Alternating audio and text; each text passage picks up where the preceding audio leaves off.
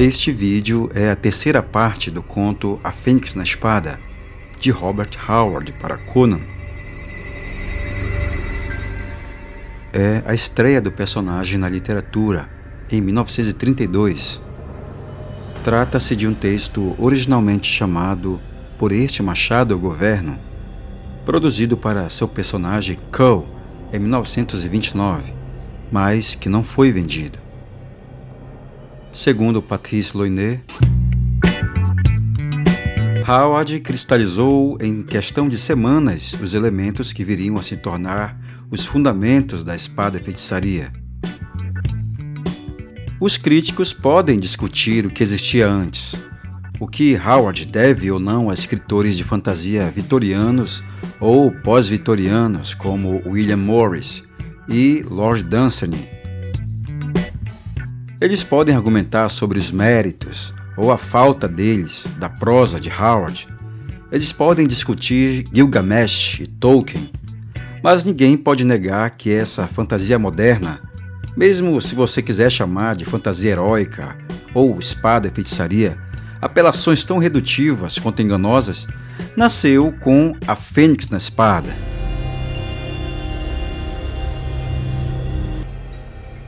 Aproveite o vídeo.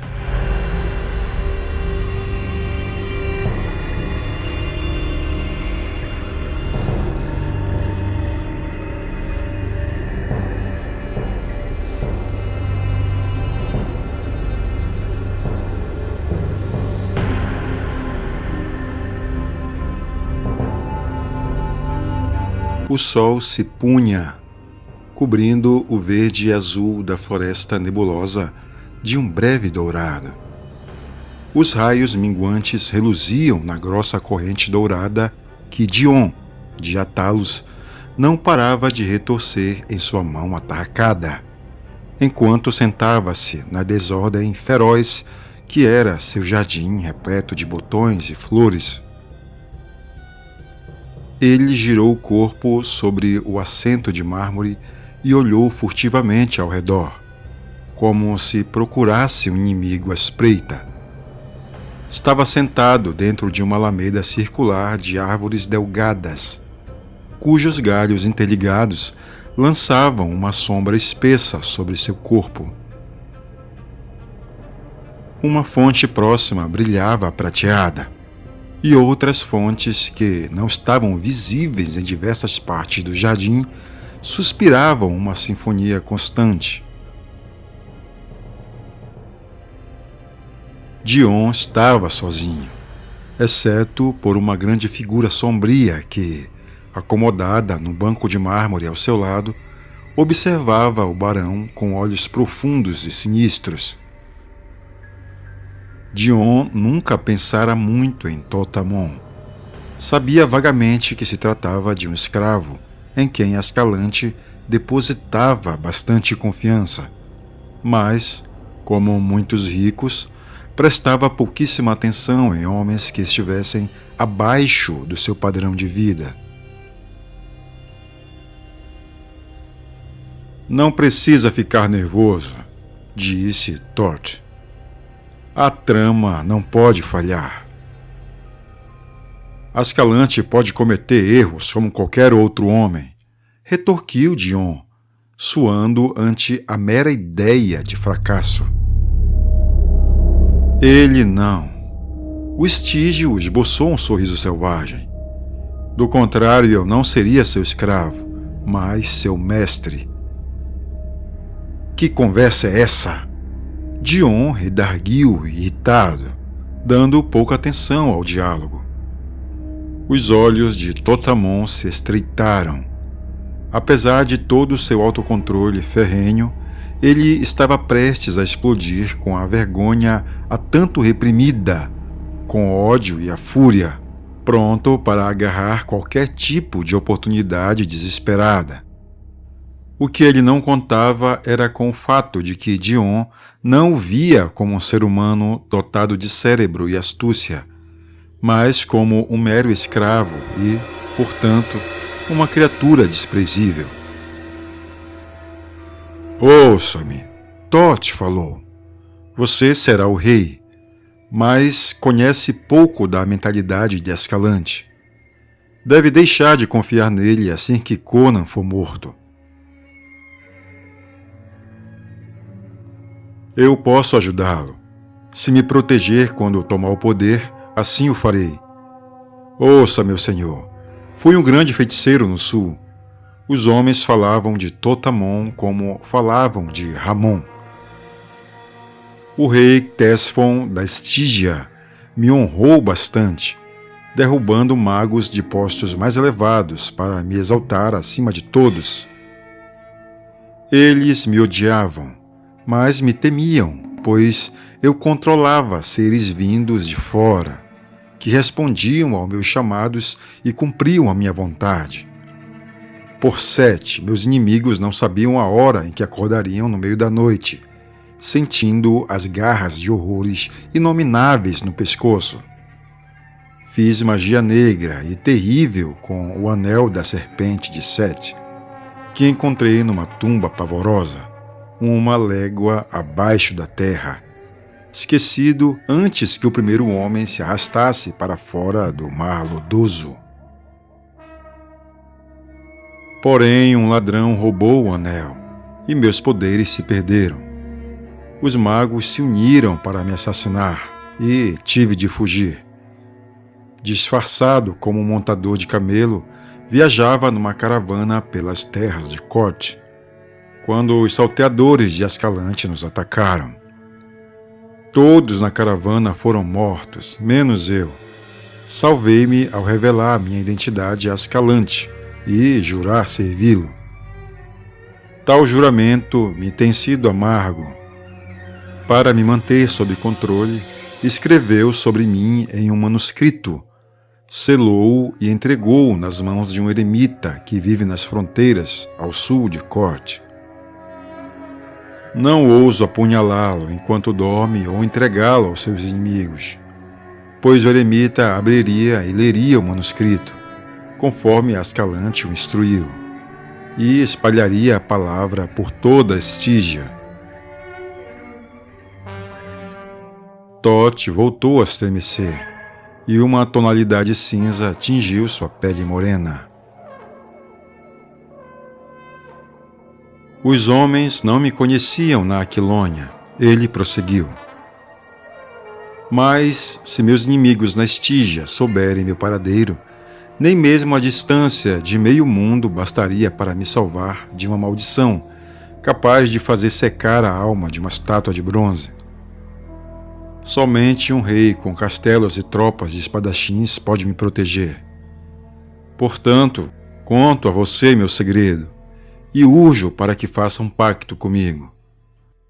Posso auxiliá-lo com minha sabedoria, e você pode me proteger. Então um dia encontrarei o anel e... Anel? Anel?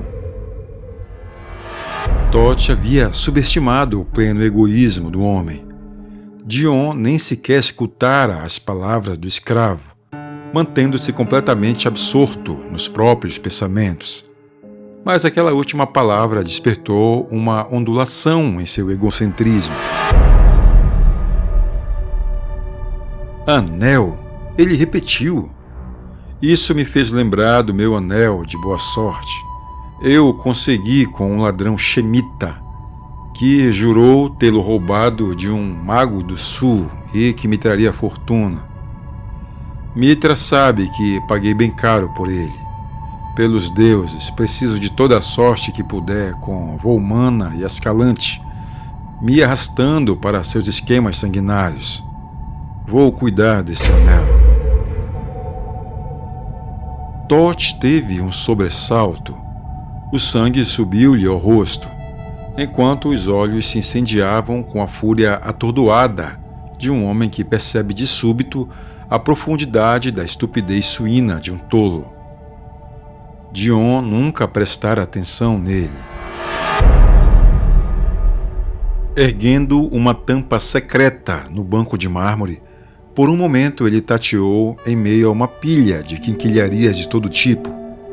Amuletos bárbaros, pedaços de ossos, joias falsas, vários sortilégios e encantamentos que a natureza supersticiosa do homem o levara a colecionar. Aqui está! Ele ergueu triunfante o anel de feitio singular. Era feito de um metal semelhante ao cobre, na forma de uma serpente com escamas, enrolada em 3 voltas e com a cauda enfiada na boca. Seus olhos eram gemas amarelas que brilhavam perniciosamente. Totamon gritou como se tivesse sido atingido, e Dion virou-se e abriu a boca, o rosto subitamente pálido. Os olhos do escravo estavam em chamas, a boca escancarada, as enormes mãos morenas abertas como garras. O anel! Por Set, o anel! Ele berrou. Meu anel! Roubado de mim!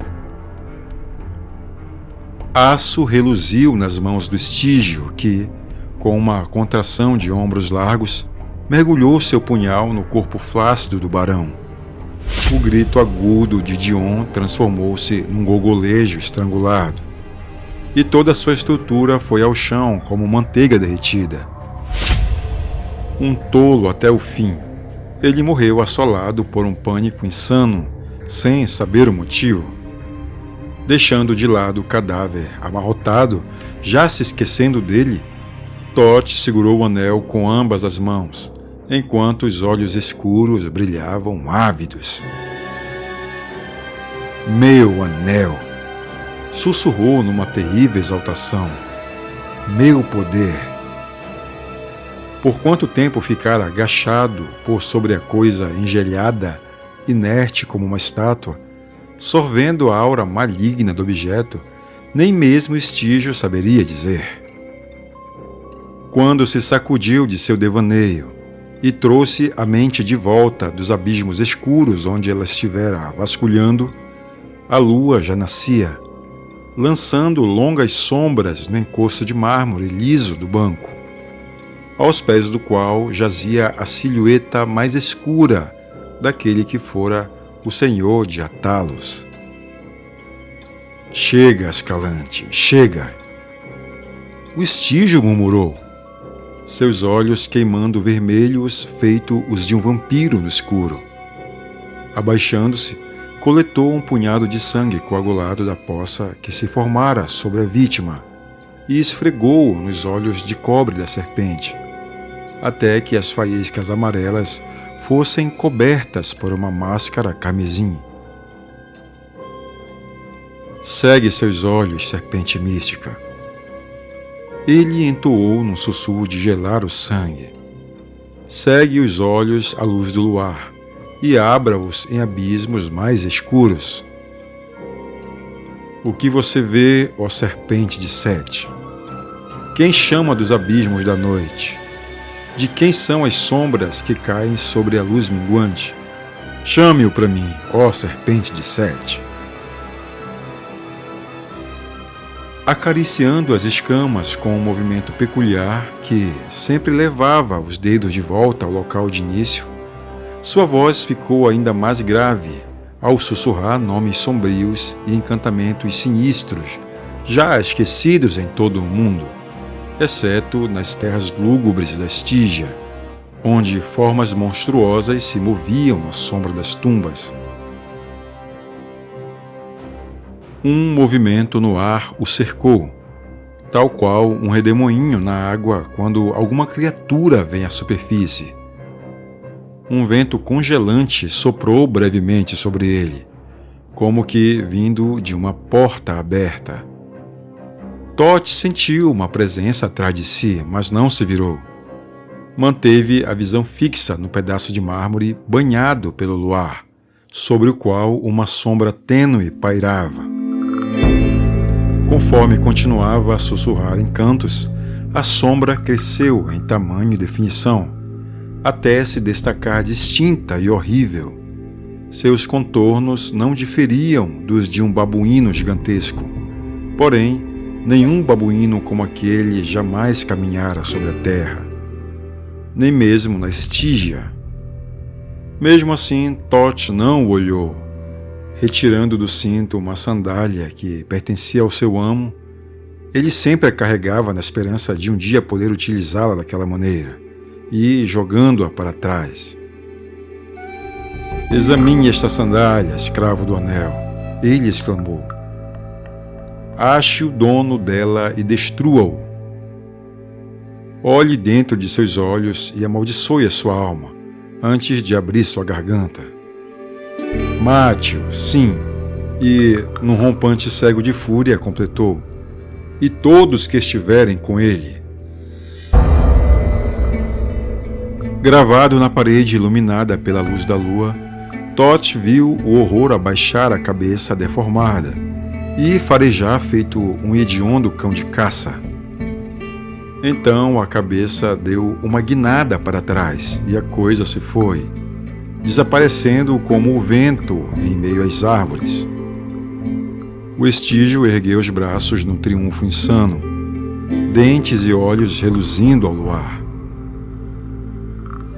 Um soldado que montava a guarda do lado de fora dos muros deu um grito de pavor quando uma enorme silhueta negra de olhos flamejantes passou por ele em uma rajada de vento.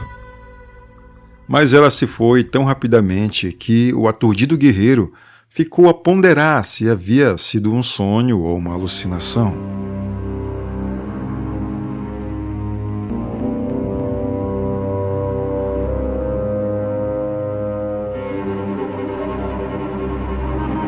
Valeu por assistir até agora.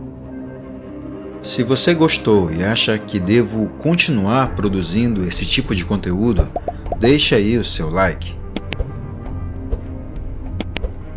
O Crônicas Iborianas é o canal do Conan. Aqui toda semana tem conteúdo sobre o Cimério. Então, se você não é inscrito, cogite se inscrever, é grátis. Além do like, você pode ajudar o Crônicas de mais duas formas. A primeira é utilizando o nosso link para fazer suas compras na Amazon. Ele está nas descrições dos vídeos e não altera em nada o valor de sua compra e ainda ajuda o canal a sobreviver. A outra é através do botão Valeu, que está localizado logo abaixo do vídeo. Ali você pode clicar e apoiar o nosso trabalho com qualquer valor. Fique à vontade para contribuir se você puder. Eu sugiro que você dê uma navegada pelas nossas playlists. Com certeza você vai curtir o conteúdo. E aproveita lá para comentar e interagir comigo. A gente se vê então no próximo vídeo. Valeu, tchau!